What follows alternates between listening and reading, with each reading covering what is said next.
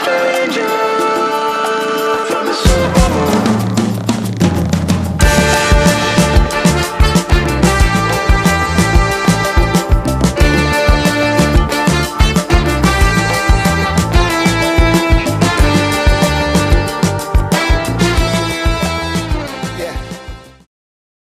Everybody wishes they could make a career playing music like you guys have with their friends. Most of you guys have known each other in the band since high school or even before. What's the trick to making it work, and how does a band keep its friendships together? One, we love it. So, you gotta love it. If you're out here, if you're trying to be a rock star just to be a rock star, it's probably not gonna work. You gotta really love it because you gotta put in a lot of time and a lot of hard work. So, that's number one. You gotta love what you're doing, but then just, staying positive, trying to stay healthy, and just constantly trying to, better yourself and improve. Really. Respect. You just gotta respect each other. Respect, watch documentaries of other bands that didn't make it and crashed and burned and be like, I don't wanna do that. And we're just mindful. We've had conversations about it, you gotta be mindful about it. We have conversations about how we want longevity, and we understand that there's 6 to 12 guys stuck in a tour bus for 2 months at a time. You got to respect each other. Things are going to annoy you. You're going to find flaws in people, and you just accept them and you move on because we're all here for the same reason. Does that mean you've set ground rules on the tour bus? Yeah, for sure. Yeah. So no pranks in the bunk alley because that's where everybody sleeps because that's gone down. That's your one sanctuary. Is once you close your bunk curtain, you're just like, you can't fuck with me when I'm in here. Yeah. Just leave me alone. Yeah, there's different rules for when there's family, and then everybody, I think a big thing when I go onto other bands' tour buses and I'm like, oh shit, I'm so glad my guys are clean freaks. Like pretty much, I am the probably sloppiest one and I'm really fucking clean. So the rest of the guys having just not being in a dude, it's a tour bus. It's nice, but it's small. You're stuck in it. So the fact that everybody respects their spaces, that makes it even more, because it can be the little things. I think now we've been doing it for so long, we're older, that we all know how to tour. But before, it could be the little things. It's kind of like older brother syndrome or younger brother syndrome, whatever. It's just, you don't know why your sibling is bothering you, but they are. You got to get over that. And you have to, kind of figure that out mentally. And we did that a long time ago. I was going to say, it couldn't have always been that way. You sort of, as you've matured, you've learned to... Yeah, totally. There was a lot more partying, a lot more drinking, a lot more fist fights. I want to get into that, too. No, you learn as you go, like with anything, And if you want to have longevity in something, you better learn as you go, because you got to. But with success, did egos flare up? No. I think where we grew up and who we grew up with, and the fact that we still have the same circle of friends that we've had, and we both had older brothers, we'd get checked at home. I feel like if our friends saw us in interviews and online and doing things, having big egos and trying to be this fake persona or being rude to people or something, we get home and get slapped. That's just how it is. Or a band member we're gonna check you. So that's been one thing, is we've met celebrities when we were younger or other very successful musicians, and there was really, really cool ones. And that was so awesome to meet somebody super humble and respectful and really nice and intelligent, and then you meet some asshole and you're just like, I don't wanna be that. So we make sure everybody, leaves their shoes and their egos at the door. In the studio, in the bus, just everybody from our management down to Ben, our rigger on tour. We're all here to work. Nobody's better than anybody. We're all doing our job. That's it. And if you get out of line, somebody's going to check you. Who were some of the cool stars you met coming up? The guys from Linkin Park were really cool. We have friends in Avenged Sevenfold that are our same age, but they were like, they started about 5 years before us and just, shot to the moon. Recently, we just started hanging out a little bit with Travis Tritt. And he's just one of the coolest guys you're ever going to meet. Matthew McConaughey, awesome. Exactly what you think. Yeah. The raddest guy ever. Yeah. So they're out there. I would say, honestly, for the most part, it's been a lot of cool people, but you do, like he said, you meet those, which we won't mention. Sure. You meet those egotistical guys, and you're just like, that looks gross. I don't want to be there. It's been said before, but it really is a magnifying glass. You're going to magnify if you were really cool before you have success, it's going to magnify and you're probably going to be even cooler. If you were an asshole before you have success, it's going to magnify and you're going to be a bigger asshole. Jared, you said in an interview that it takes most bands an average of 7 to 10 years to really make it in music. How did you guys pay the bills during that time, besides touring? We sold weed. I worked at a tattoo shop, a surf shop, and dug ditches Those were my 4 jobs. Yeah. I lived at my parents' house till I was like 27 years old, but I was on tour, so I just felt like, oh, when I'm home, I'll be there, you know. We all had day jobs, dude. You just make it happen. You grind. You get a job, you quit it, you go on tour, you get home, you get a new job, you know, it's just, you do whatever you have to do. And it was funny, right around, I think, I think the 7 to 10 year thing can be applied to anything that you'd like to do, any career. I think that's usually, people think that they're gonna get promotions and, you know, skyrocket overnight and make all this money, but I'd say if you really like something and you want to be successful at it, stick 7 to 10 years. There's a 10,000 hours, but there's also this, you know, 7 to 10 years seems to be that sweet spot where you start getting in your groove and you start seeing the fruits of your labor, you know. Daddy B, your jobs? I worked at some pretty funny places. My first job, I worked at Charo Chicken. And then I was Bro, a waiter. they don't have Charo Chicken out They here. don't have Charo Chicken out here. And it's unfortunate you don't, because it's delicious. It's really good. But no, I was a waiter at a couple different spots, and then I went from there to work at the school district near my house, where I was helping out like attitude problem kids who were getting in a lot of fights, and it really fed back to most of them just had really rough home lives. So they were acting out at school. So I did that for a year or two, and then I went to doing like one-on-one with autistic kids at that same school. Did that for a few years, and then that's when the band started touring and stuff. So that was kind of like my last job. Are you still involved with that kind of charity work in any way? I'm not as much as I would like to be honest, but it's something I definitely want to get back into. Maybe like when touring life calms down a little bit and I have a little more time to get into something like that, I would love to, yeah. So we mentioned the drinking and the fighting a little bit earlier. What was life like on the road when you guys were young and struggling? Fucking man. It was crazy. It was amazing. Well, we It did, was so awesome. we did, what, 7 or 8 years in a van? 7 years in a van. And, you know, sometimes it'd be 10 of us in the van for 2 months, 2.5 months. We're taking turns driving. You're not sleeping a lot because you're pretty much just sitting up with guys next to you. That's how you'd sleep every night. And at that point, it was like, you got drunk as quick as you could, because I'm too drunk, I can't drive, you're driving. It was a contest to see who could get wasted first so you didn't have to drive and you weren't the sober guy. So it was just, I mean, you had to do that back then. It was like, we rough. weren't making any money, Yeah. you weren't barely getting much money Nobody to at the eat. shows. No one at the shows, so you're just like, man, after the show, we got a 14-hour drive, we're drinking. You know, what else are you gonna do? So that's kind of how we started there. And then you'd have a good show and you'd want to party because you had a good show. Yeah. Then you'd stay at people's houses, you'd crash at people's houses, the band was over, so they'd want to party. And then, then we started getting some fans and started getting more success and started having bigger shows. And you're the party. That was our job, is to make people come to these shows, have people come to these shows, forget what's going on in their life and have a great time. So the partying would just, that was our job, was to get everybody to party, but we didn't realize that our night of work was everybody else's night of party. So that would like spill over into just a blur of like 7 to 10 years, and then you realize it and it catches up with you, and then you want to be healthy and you change your ways, but there's still a good amount of partying and a lot of fun. We still have a lot of fun. That's why we started it. And, once it stops being fun, we'll probably stop it. I think when you're young, we started touring at, somewhat of a young age, 20, 21. And, that's like, you kind of have that thought in your head, oh, well, we're a touring band now. We're rock stars. We're supposed to party. We're supposed to be drinking, and that's funny, And then, as you get older, you have 1 or 2 shows where you may have drank a little too much before the show, you play terribly, then you feel like you're just an idiot afterwards. You do that once or twice, and you're like, all right. I think it was when social media started coming out. Yeah. And we would see videos where we'd be like, we crushed that show. High five, high five, high five. Best show ever. And then we'd see a video of it, and you'd be like, dude, I'm drunk, and I sound like shit. Like, what am I doing? And then we were like, okay, people are now paying. People are paying their hard-earned cash to come see our show. Let's not be fucking dicks and go on stage drunk. So then we implemented the rule where your first drink was on stage. Before, you would drink to take the edge off and, okay, we got a show, I got nerves, drink. I'm on stage, I'm feeling good. No, we stopped that. First drink is on stage. So now you drink on stage.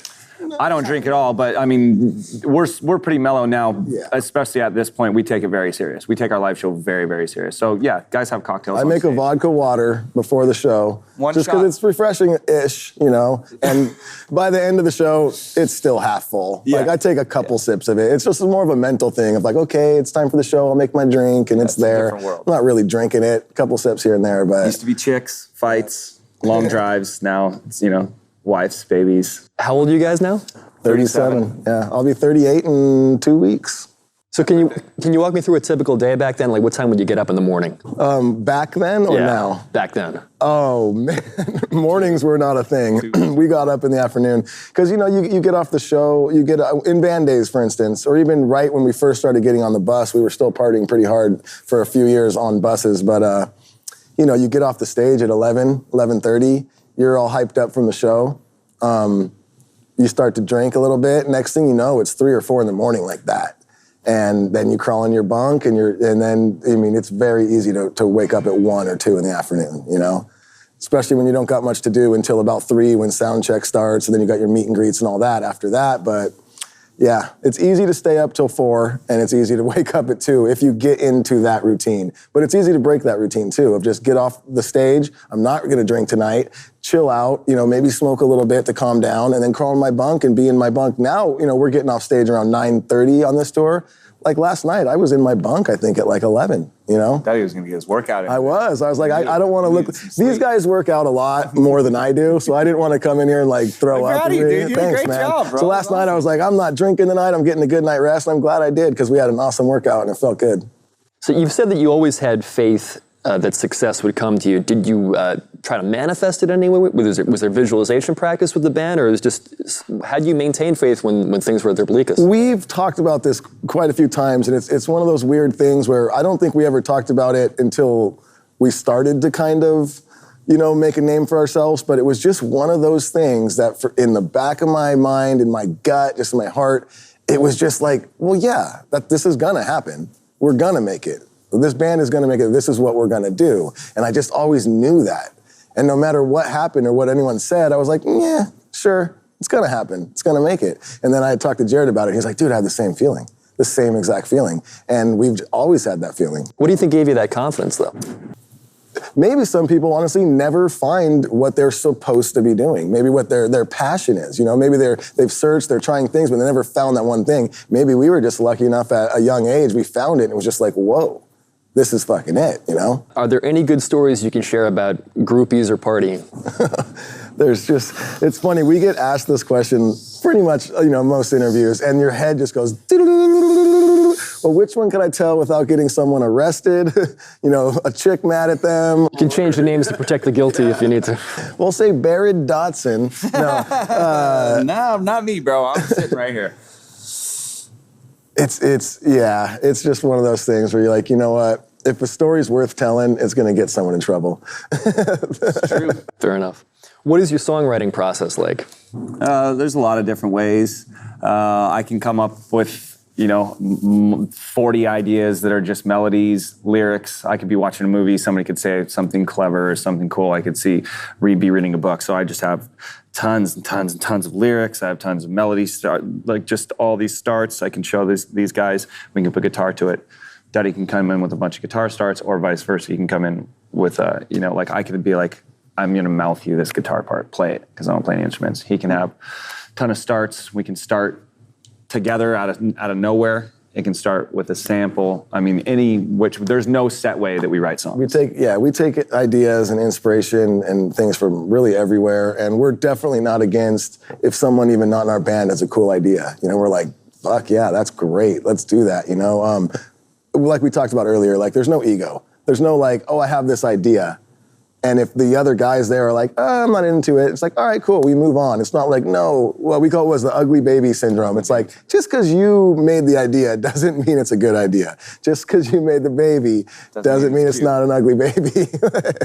So yeah, you gotta just check the ego. It's the same thing. So you kind of know too. If we all come into the studio with 10 starts and everyone's showing each other the starts, you kind of know that one that plays where everyone goes, wait, what's that one? What's that one? And then you kind of know, we go from there and we start working on that. But really it starts and comes from all different ways.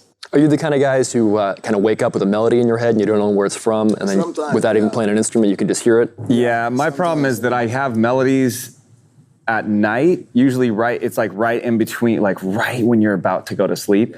That's when a lot of shit comes, and half of me is like, I'll remember it, and then I go to sleep and I wake up in the morning and I don't remember it. So then I'm like, okay, gotta get up. I gotta get up, grab my phone and record it, and then I'll like whisper it, and I'll wake up in the morning and be like, oh, that melody, and then I'll listen back and I'll just be like, and I'm like, fuck, dude, I don't remember the melody. So then I started getting up and going into the other fucking room and turning the lights on. It's 2 a.m, whatever. I'm like, gotta get this melody. And I do the melody. I make sure it's loud, blah, blah, blah. And I go back to bed. And my sweet wife, she was just like, this was like 8 months into the relationship. She's like, she heard me say this in an interview. And she was like, oh, you're getting up and recording ideas? I was like, yeah. And she's like, I thought maybe you were cheating on me. I was like, it's been 8 months. Like, we've been dating for a year. And she's like, no, I didn't want to say anything. I was like, no, here's my voice notes, you know? But it was 3 a.m, you know, I'd hop out of bed at 3 a.m. or 2 a.m. and go into the other room with my phone. He said, "It's like, baby, I love you." Yes, like, what? Yeah, exactly. You've admitted that your biggest hit was written when you were high on weed. Is there anything else that you've taken or eaten, legal or otherwise, that has helped you with inspiration? Mushrooms. We definitely love the mushrooms. This new album, there's a song we wrote after a DMT trip that I had gone on. Yeah. Multiple. Which song was that?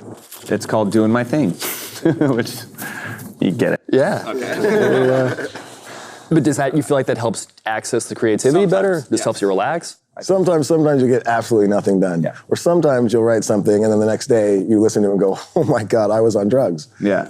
But yeah, definitely. If you do it the right way, you can definitely tap in and you just kind of open your mind in some different creative pathways, and it definitely helps sometimes. Sometimes being completely sober is the jam for me. Sometimes I get stuck and need it. And it's not even when you take the trip. It's not even when I'm doing it. It could be the following week.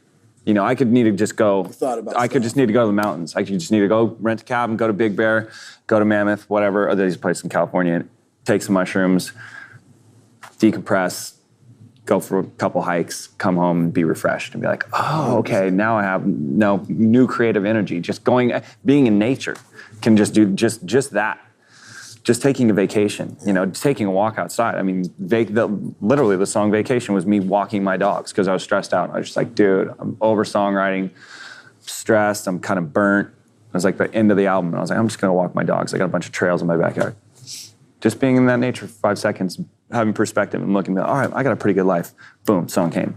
You know, so you don't necessarily have to take mushrooms to get good songs, but it helps.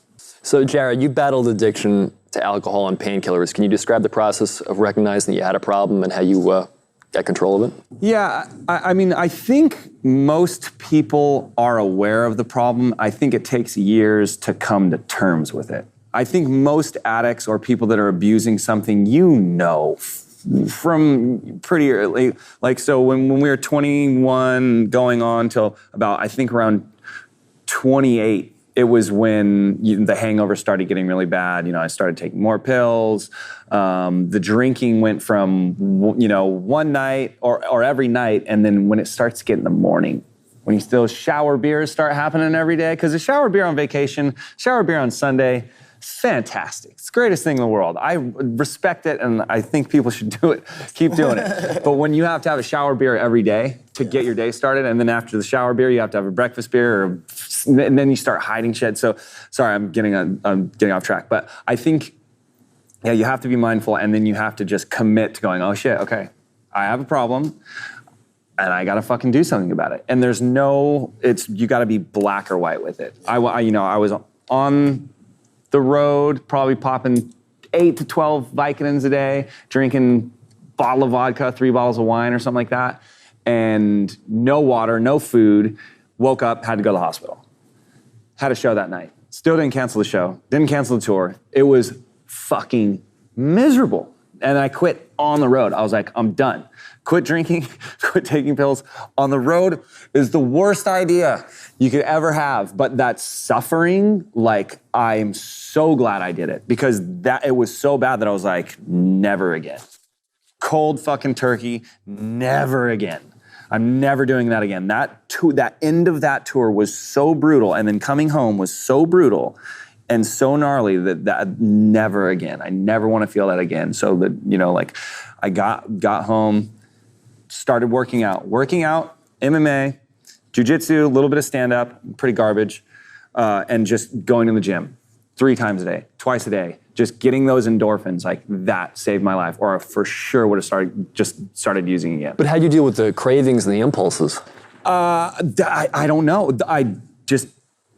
I made a conscious decision, and I think the lows were so low that I don't have them anymore. I don't fucking miss it at all. I miss the taste of wine with a certain food. I miss that aspect of it being craft and somebody putting something really, like a lot of time into this wine, and it's for this thing, or a lot of time into this beer, and it's for this thing, or I made this really good cocktail. I miss the act of that, the ritual of that, but I don't care about being drunk anymore.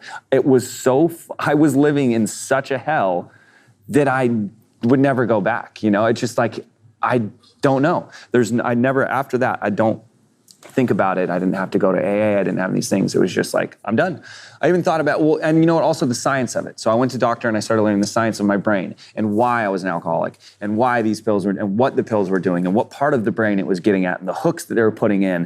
And then I'm like, okay. And then looking at, you know, my family history and just kind of the science of alcoholism and things like that and going, okay, well, I'm pretty much just, let's to nicely put it, I'm allergic to alcohol. So I just can't have it.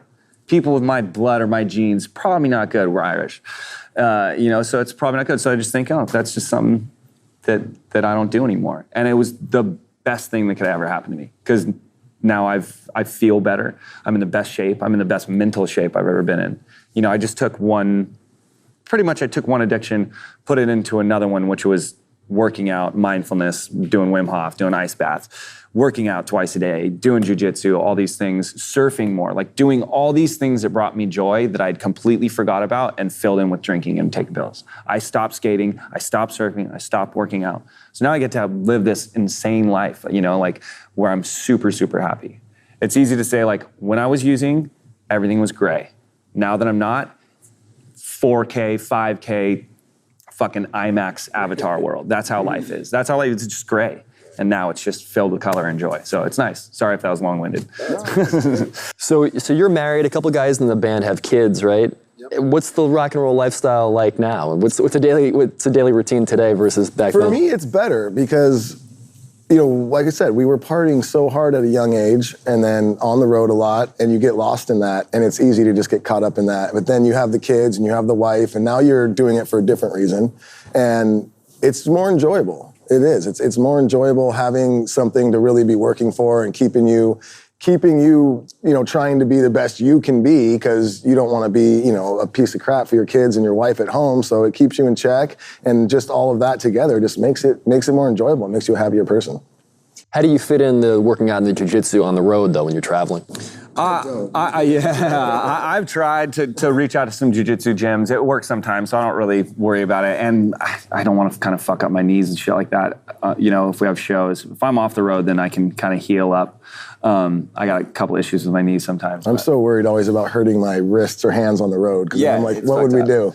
So I'm good with that. Like, I don't gotta worry about my hands or fingers or wrists. So what I've been doing this tour is, you obviously can run. You can run anywhere. But this tour, we call them sheds, and every venue is a big shed where it's an outdoor venue but has a big roof, and there's the seats, and then there's the lawn, where there's the lawn seats, but there's no seats, so it's these just grass hills. So I'll go out there every day, and I'll do hill sprints on the lawn, and I'll do burpees or push-ups or some sort of like body weight workout. And it's in the sun, it's hot as shit. I do that for 30 minutes. I'll come back, and we have, the 311 guys have a weight room. So you can hit the weight room, or we have sandbags that we use for the drums. You can just use the sandbags. There's a ton of stuff you can do without having, you know, a whole setup. You do this the day of the gig before? Yeah, every day. I do 6 days. I've been doing 6 days a week this whole tour. Wow. We've been hitting it pretty hard. And then I bought a 100-gallon Rubbermaid horse stock tank for the ice bath.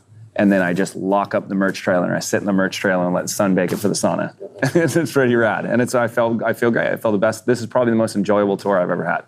What are you eating these days, and do you take any supplements? This is what's awesome, is that when you get to this level, there's catering. So there's a whole entire salad bar. There's a vegan option, there's a vegetarian option, and there's usually fish, protein. So you can eat really healthy on the road. We do after show pizza, something easy for the crew. that's hard not to hit, but usually eat pretty healthy. And then before this tour started, Onnit sent us the morning pack, the evening pack. The total human, the the total full human packs. package. We got Awesome. mad of those, so we've been taking those. Koi CBD sent us a gigantic box of CBD. So we're like set. Between all of the supplements, the CBD, and catering, like, I mean, it's very enjoyable right now. And I love too, which is great that the Onnit team sent as well for us on the road, trying to go to bed earlier, get good night's sleeps, is that melatonin spray. I love that stuff, man. We've been using that at night, and it's just a great way to just, after the show, it's loud, you're running around, your fucking blood's flowing, your heart's pumping. It's hard to just calm down and go to bed, so that is perfect. I love that stuff. You've said in recent interviews that the band is having more fun than it's ever had. Is from the fitness, because of the maturity, is there anything else that's played a factor? I think it all has a factor. I think, one, the shows are just getting better and better, bigger and bigger. The fans are just amazing. We're all healthier. I would say, the drinking less, the eating healthier, working out. A lot of the guys are working out a lot. I think all of that just creates a better vibe around tour than just a bunch of tired, kind of hungover people, which is, we had our good times then too, but it's different now. Yeah. I mean, when you're physically healthy, you're mentally healthy. Yeah. That's what I've found. To get your brain healthy, you got to get your body healthy. They're intertwined. They're connected. So, yeah. So how do you stay hungry now as a band? Oh, I know what I was going to say. This is the thing too. The older you get and the more you work on your brain, or let's just say the older you get, the less you give a fuck about what other people think. Yeah. I think we've been doing this for so long, and it's more enjoyable because we're just doing what we like. Yeah. We just stop giving a fuck what other people think about what's trying to be cool. Everything's got to be, we got to be the coolest, we got to be cool. I don't care anymore. I just want to do what we like. We just want to do what we enjoy and what we think. Put on good shows, and we just want to, be happy backstage and all that stuff, and that's all we care about. How do you stay hungry to stay on the road and keep writing great songs? We always have a goal. And then when we reach that goal, we're like, cool. But now our goal is this, We're never just like, cool, we made it, we're done, we're comfortable here. This is good enough for us. I think, and that doesn't go just for me and Jared. I think everyone in our band, our management, our whole camp has the same kind of mentality of, we're not done yet. We haven't reached the top yet, and we just want to keep seeing how far we can go because we're having a good time with it. Yeah, I don't remember the last show that we had where we got off stage and everybody was like, cool, good show. And there was nothing discussed. Every show we're in there, how can we make this better? Literally, after every single show, there's at least one thing where we're like, actually, we shouldn't do this anymore. Next time, let's do this. And usually everyone's like, yeah, you're right. So yeah, just constantly crafting, The job's really cool. We get to go on tour. You get burnt out on tour. Get to go in the studio. You get burnt out in the studio. You get to go on tour. You get burnt out on both things. You can go do a music video, do some merch. There's different avenues just the band as a business. There's different things that you can do if you get burnt out on one thing, which is really nice. Are you or were you ever afraid of success or skeptical of it? Yeah, I think so. I think I was worried, and I don't know. I don't know if I ever really thought about it personally. I guess I never thought of how it would affect me. I guess I always just thought of it as, like we just said, like trying to reach those goals. I guess I never really sat back and thought, well, if I reach that goal, then we're going to be a little more spotlight on us. How's that going to affect me? I guess I just took it as it came, really. Yeah, I don't think it's the success that I was worried about or tripped on. I think it's about gaining it and then not having it. I think that's what fuels us also. We want longevity, that's terrifying. I'd rather be the best band that we've ever been at the very end than at the beginning and then, And now what's scary about that, though, having to face fans, your family, and say, hey, I was up here and now I'm down here? Maybe I do give a fuck about what people think, or maybe just for myself, or maybe that's just proving to yourself that okay, we weren't one-hit wonders. Okay, well, we kind of proven that. We've gone past that, but then just, I don't know, always wanting to continue to grow and continue. I think our whole career so far has kind of been on a slow like this. Yeah. The second you start to see that, you might be a little like, oh shit. But I think that's where we're mindful enough to just be like, cool, good run, on to the next thing and just be happy. Or just be happy living the rest of our lives if we can, if we've set ourselves up properly. It seems like you'd be happy just playing music to any crowd, as long as you could. So the music business has changed dramatically in the last 20 years. How does a band make money nowadays? It's not the downloads, right? Is it the live gigs and Touring, merch. Really, that's kind of it. Like they almost say now, like Music's marketing Your tool. music's like a flyer now. To like, hopefully people will go to your website, maybe buy some merch, maybe buy a ticket, come to your show, and at the show buy some merch. You know, that's kind of where the bands make all their money. I mean, even getting placements now. You know, a lot of bands are just giving their music free, and that's like a known thing. So now even placements, it's a lot less money or none. So the avenues to make money are definitely getting smaller, but you know, you got to adapt with the times. Yeah, go to a show, buy a T-shirt, because if you think about how many times you use a song, so say a small band put their own money into a song, and they're broke because they put an album out, and they're putting their stuff on Spotify, and every time they get that stream, they get 0.004% of a penny, and you listen to that song 100 times, you're not even giving them a couple bucks. Go to a show. You're using that song hundreds of times. You're using their product hundreds of times.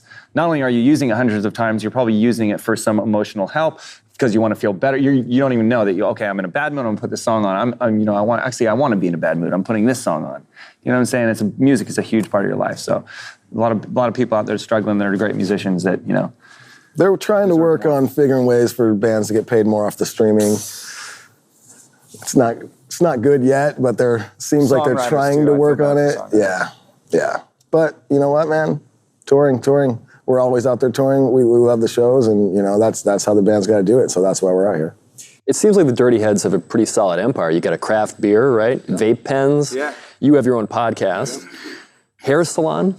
Oh, yeah. We invested in a hair salon with our manager. He's got multiple ones in Indiana. It's doing all right. And a clothing brand, too? Yep. Are you concerned at all that some of your fans will think, oh, these guys sold out, they're just lending their name to whatever now? You know what? No matter what you do, people are always going to think something. Some of them are going to be on your side, some aren't. So I can't really worry about that. I would hope more so, not thinking they're just trying to make money off us, but more so I would think that they would look at it as, wow, these guys they're not just satisfied being musicians. These guys are entrepreneurial, they're hardworking, they're out there trying to build themselves as much as they can, and that's how I look at it. What advice do you have for up-and-coming bands? Grind. Grind. Harder than everybody else. Everybody's really talented. There's a lot of good music out there, and it's really easy to be heard. There's a lot of things to find on social media and streaming and with technology. So not only grind stay up with technology, stay up with streaming, do all the social media front to back. So do that, get that out of the way, and then and work harder than everybody there. And then on top of that, tour and work harder than everybody else.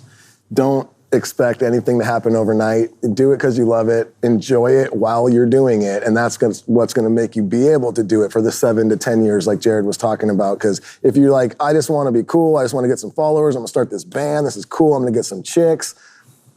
That's going to last a year or two, and you're going to get burnt out, and you're going to get over it because you're going to realize it's going to take me 7 to 10 years before any of that's going to happen. Yeah. So you got to do it because you love it. You have to enjoy it. Make music you like. Make it because you enjoy making that music. It's going to make all the steps along the way that much easier. The one hit wonders or overnight, not one hit wonders. Let's say overnight successes. That's a fucking lottery ticket. They won the lottery. And it doesn't happen a lot, but it does.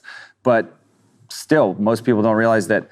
Before that, they went out, you have to win the lottery, you have to go out and buy a fucking lottery ticket. So every little thing that you do as a band is like going and buying a lottery ticket. So think of it that way. Every comment that you responded to, every shitty show that you play, every song you put out, every time you practice, all of those things are buying lottery tickets, So if the more fucking lottery tickets you get, the better chance you have of winning the lottery.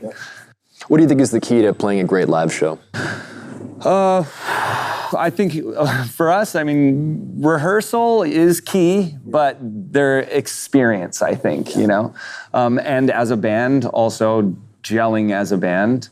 I think the greatest shows are when the fans are also gelling with each other. The energy of the fans are matching, and then in turn that gets connected with the band, and it's just this giant pool of energy in this room with thousands of people, and it's undeniable. And it happens some nights, and it is crazy unexplainable. Yeah. It's just like every single person in the crowd. There's no fights. You can see, because we people watch. We're there, you know, like, I'm singing the songs, but for some reason I can also be singing these songs and thinking about 10 different things. And I'm watching the crowd, and you see some crowds are rad and some good times and some are not awesome. And then there's some nights where you just feel it. Every single person in the fucking building is on the same page. They're all there and together. that energy just fucking... It almost feels just like one 10,000 person house party. It's just great. like Everybody's there for awesome. the same reason, and then the band feeds off of that, and then it's just like this perfect night. But just like the feeling is, it's nuts. It's crazy. You've played and recorded with some legends, Billy Preston, Slash, 311. What have you learned from these guys?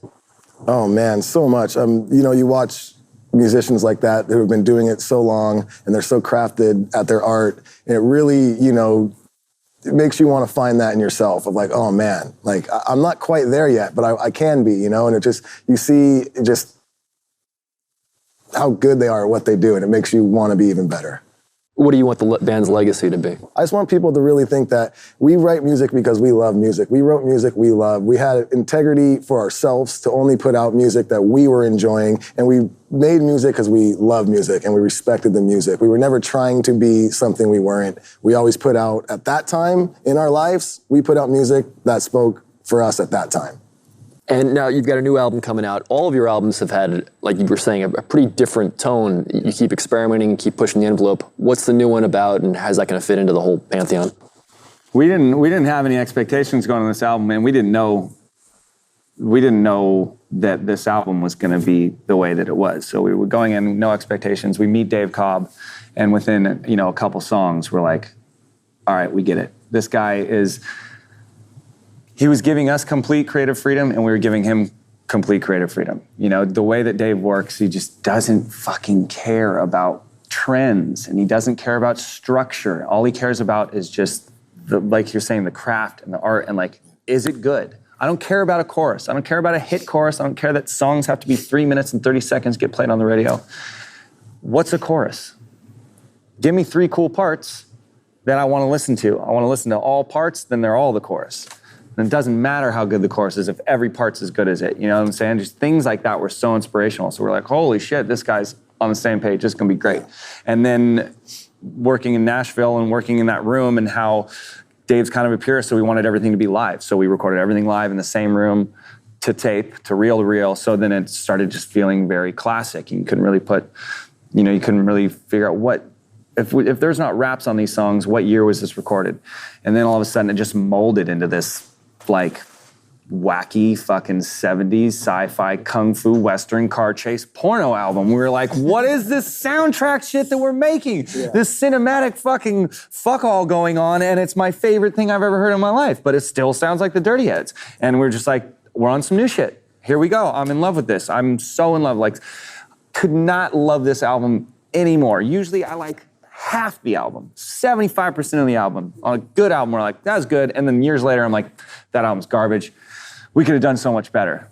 I only like half the songs. This album, every single song, I'm obsessed with every single song. I feel like this is not only the best album that we've ever put out, but this is going to be probably the best album of the year that most people hear. Are they very different track by track, or what are some of the styles? It's pretty cohesive. We don't bounce around too much of the styles. Like, it sounds, you know, it's a very cohesive sound and tone and sonic throughout the whole album.